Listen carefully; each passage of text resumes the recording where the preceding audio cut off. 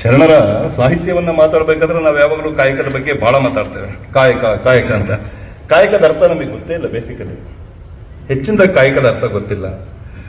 ನಾವು ಮಾಡುವ ಕೆಲಸವನ್ನ ಕಾಯಕ ಅಂದ್ಕೊಂತೀವಿ, ಇಲ್ಲ ನಾವು ಮಾಡುವ ಕರ್ತವ್ಯವನ್ನ ಕಾಯಕ ಅಂದ್ಕೊಳ್ತೇವೆ. ಕೆಲಸನೇ ಬೇರೆ, ಕರ್ತವ್ಯನೇ ಬೇರೆ, ಕಾಯಕವೇ ಬೇರೆ. ಉದಾಹರಣೆ, ಒಬ್ಬ ರೈತ ಒಂದು ಎಮ್ಮೆಯನ್ನು ಕಟ್ಟಿರ್ತಾನೆ, ಅದರ ಹಾಲನ್ನು ಕರೀತಾನೆ. ಹಾಲನ್ನು ಕರೆದು ಅದು ಸ್ವಲ್ಪ ನೀರು ಮಿಕ್ಸ್ ಮಾಡಿ ಯಾರಿಗೋ ಮಾರ್ತಾನೆ.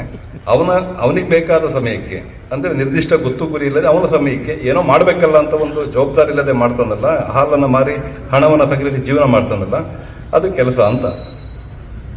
ಕರ್ತವ್ಯ ಅಂದ್ರೆ ಜವಾಬ್ದಾರಿಯಿಂದ ನೀರನ್ನು ಮಿಕ್ಸ್ ಮಾಡದೆ ಸರಿಯಾದ ಸಮಯಕ್ಕೆ ಯಾರಿಗೂ ಸಮಸ್ಯೆ ಇಲ್ಲದ ಹಾಗೆ ಹಾಲನ್ನ ಮಾರಿ ಅದರಿಂದ ಬಂದ ಹಣವನ್ನ ಇಟ್ಟುಕೊಂಡು ಜೀವನ ಮಾಡೋದು ಕರ್ತವ್ಯ ವಿತ್ ರೆಸ್ಪಾನ್ಸಿಬಿಲಿಟಿ. ಕಾಯಕ ಅಂತ ಹೇಳಿದ್ರೆ